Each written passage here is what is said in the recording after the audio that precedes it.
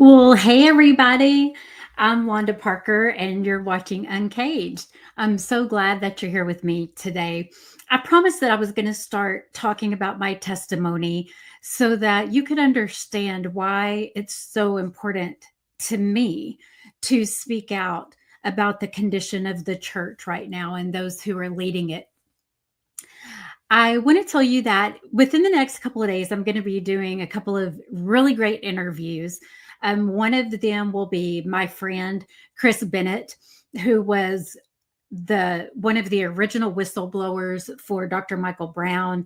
He actually was one of the people who witnessed Dr. Michael Brown holding Sarah's hand all those years ago and confronted him more than once. So I'm very excited to have Chris on, and he's such an important voice during this time. And just to hear about his experience with school and other things too, I think you're going to be extremely blessed.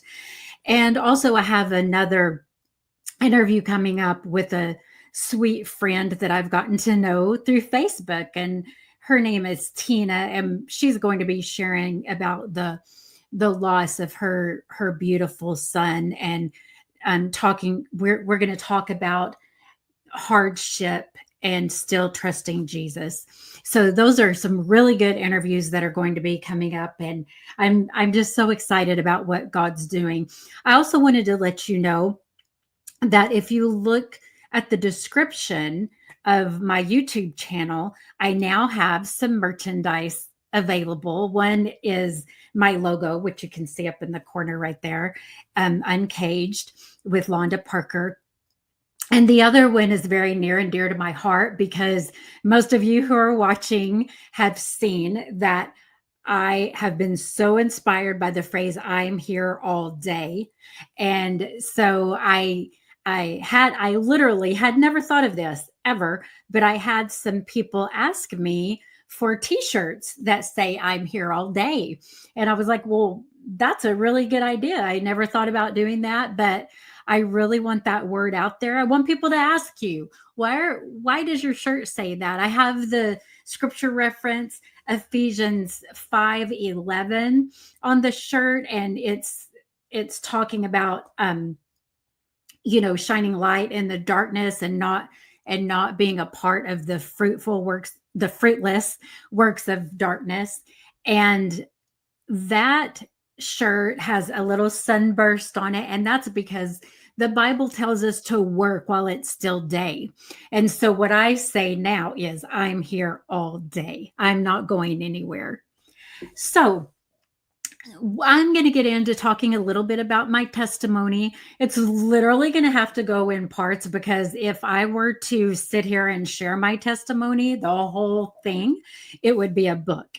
And I've had a few people saying, you need to write a book. So, oh my goodness, there's no telling what the future holds. I also want to let you know that my email address is available in my description also. And if you would like to contact me, if you've been through any kind of church hurt, specifically having to do with Mike Brown or Mercy Culture, or just even your little church that you're a part of, especially if it involves any kind of clergy abuse, please get in touch with me. This is a subject we need to talk about. It needs to be brought out to the light. God is exposing right now, and there's a reason for that. He's getting the church ready for his return. So be sure and get in touch with me. Or even if you just if you don't want to leave a comment below because you need to tell me something privately, please email me and I'll get back to you. So let's get to the first part of my testimony. So it's going to be funny because I'm going to be like, so when I was born, yes, I have to go back that far. Both of my parents, whenever my mom got pregnant with me, were 14 years old. Neither one of them even had a driver's license yet.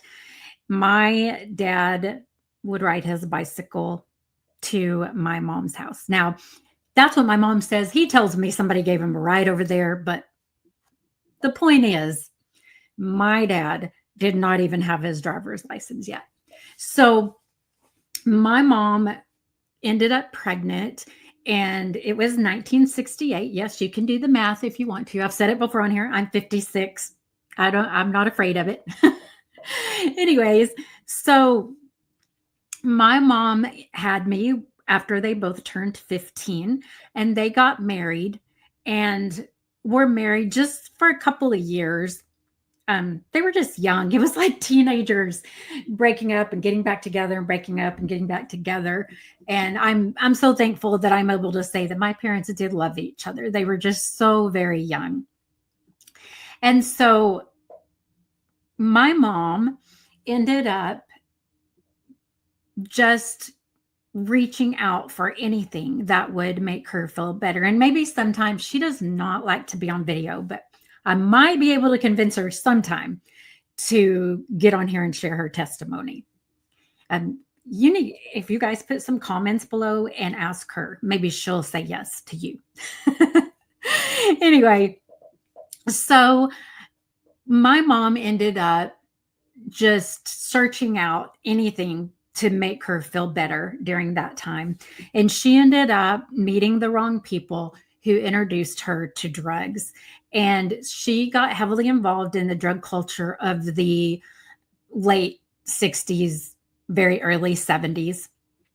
I was a baby. So, sometimes I was with my grandparents, sometimes with my mom.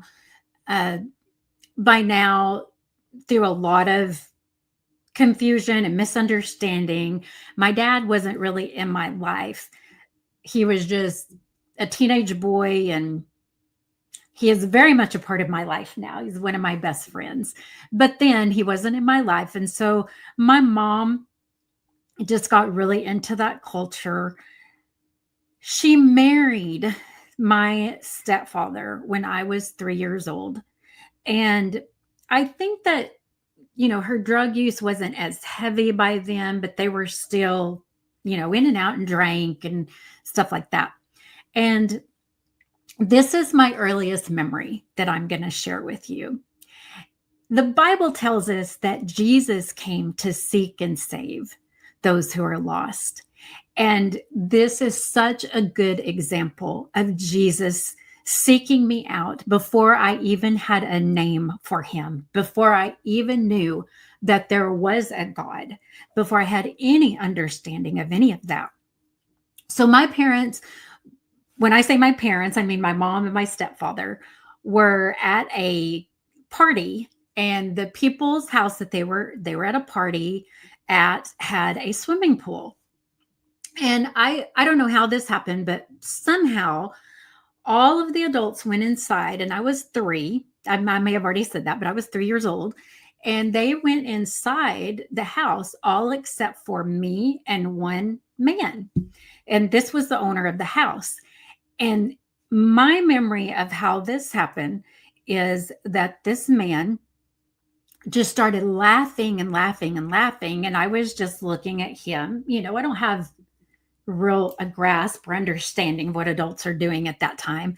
And he just ran over to me, swooped me up, and threw me into the deep end of the pool.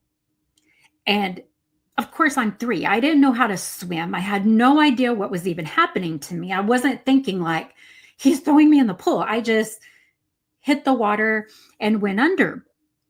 And as I went under, I felt this warmth wrap around me. And there was just brightness all around me, just a bright light all around me. And it just enveloped me, and just this full sense of peace came over me. I wasn't struggling to breathe, and I know I didn't know how to hold my breath or anything like that. But it's literally like I felt arms just wrap me up, and I felt comforted. And in the meantime, I have no idea. None of us know how long I was actually under that water, how long before the man went into the house. Like we don't know any of that. But this man goes back into the house, and he's still just laughing hysterically. And he says, I guess he just announced it, that he just looked at my mom and was like, I just threw your daughter into the swimming pool. And of course, my mom, what? And my next memory of this is I was standing on the side of the pool, And I could see my mom run out the back door. And I saw her run out that door. I can tell you the pants she had on. I can tell you the shirt she had on. I can tell you what her hair looked like. But she jumped into that pool and grabbed me up in her arms and got out of the pool. And believe it or not, I was breathing. I mean, I didn't have to be resuscitated. I wasn't drowned. I wasn't coughing. Nothing. I mean, nothing. That is my first experience of understanding, not knowing who God was, but knowing that someone had their arms around me when I was in the depths of that water. And Corrie ten Boom, who was in a concentration camp for hiding the Jews, one of the things that she would also say that there's no pit so deep that the love of God is not deeper still. And that is my best example of that I can tell you that somehow I was in the depths of that water. And the Lord did not allow me to drown. He did not allow me to even take on any water. He saved me. And also, my mom never went over to that house again. So that is the beginning of God starting to move in my life. And I know that I had a grandmother and a papa who were praying for me. I know my grandmother on my dad's side loved Jesus and was praying for me. I know that my uncle Wade, who had gotten saved and was praying for our whole family, I know he was praying for me. So I somehow had this knowledge that there was something more. And that was just the beginning. That's the part I'm going to share today. I thank you for taking a few minutes to watch. I'll be doing a longer video whenever I interview Chris and whenever I interview Tina later on. But I want you to know that no matter how deep the pit that you're in, that the love of God is deeper still. And he is waiting for you. He loves you. He's right there, and he is searching you out. He came to seek and to save, and that's what he's doing. Sorry, I'm trying to minimize my screen. Hang on. Oh my goodness, I always have something at the end. But I want to pray over you. If you don't know Jesus, if you're just coming across this and you're just listening to my story for whatever reason, you just found yourself here, I want you to know that Jesus loves you and has a plan for your life. And he came to seek and to save you. Lord, I thank you for this time together. I pray that you'll bless every single person who has taken time to stop and listen to this for a few minutes. I thank you for how you're moving. I thank you for what you're doing in lives. And in this day and age that we live in, we need you, Lord, more than ever before. I thank you for all of my friends, my new friends, just everyone who takes the time to listen. There is no one like you, Lord, and I love you with all my heart. God bless all of you. I hope that you have an incredible rest of your day. And I pray that you open your heart up to Jesus today, not religion, Jesus. Thank you so much for watching.